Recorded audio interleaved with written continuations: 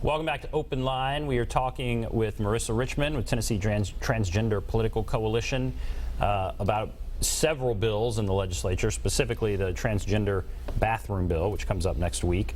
Let's just go back to the phones. Ann, hello, Ann. Yes. I just wanted to say that I'm not 100% sure if transgender is taught in the curriculum with metro schools, although I do believe it is.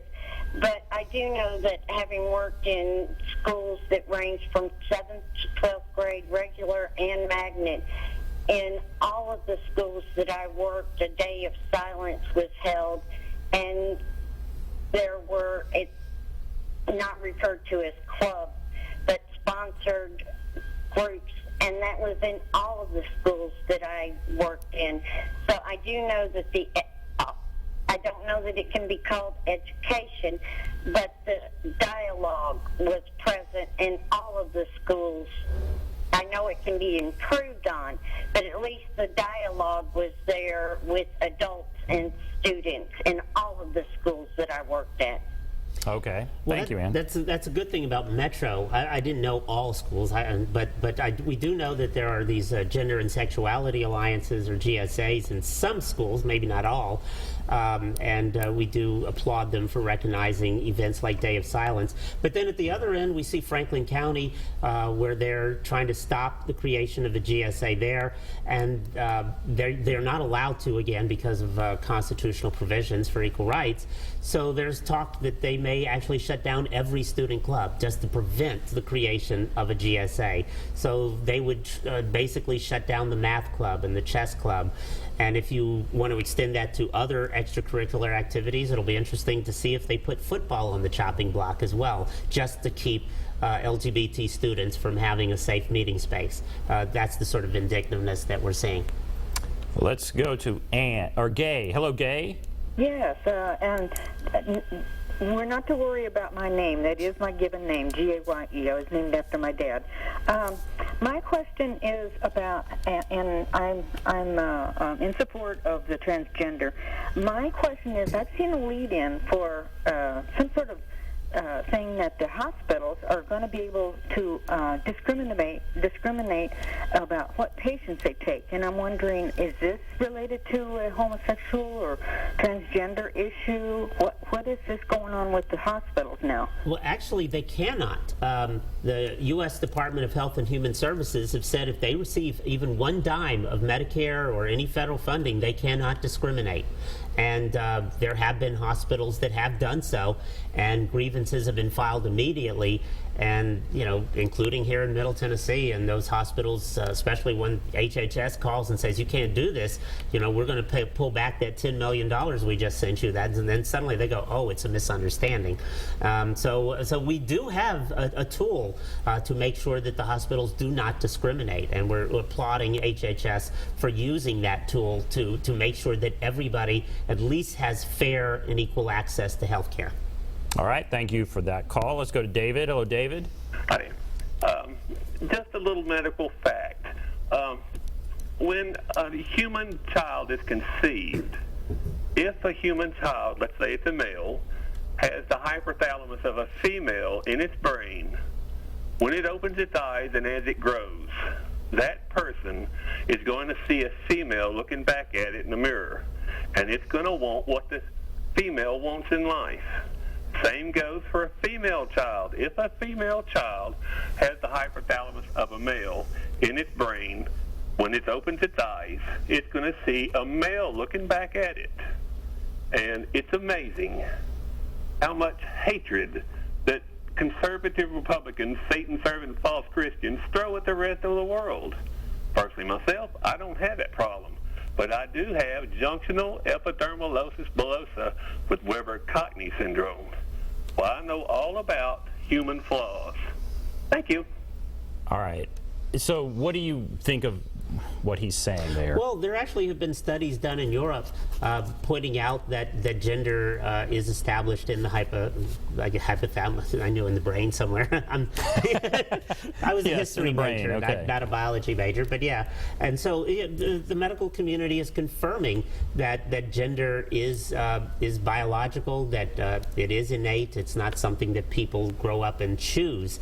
Certainly people grow up and realize it in the same way that a person grows up and suddenly maybe realizes they're left-handed rather than right-handed, and that doesn't mean that we discriminate against them or deny them bathrooms just because they're left-handed. Where do you see things going? Where will we be in 10 or 20 years, in your opinion? We'll be further along in terms of legislation. I don't know the mood in Congress right now. We do have non-discrimination language in Congress, the Equality Act, which Jim Cooper is a co-sponsor of. But prior to this, Speaker Boehner, now Speaker Ryan, along with Majority Leader McConnell, are opposed to it, and they would not even allow a vote.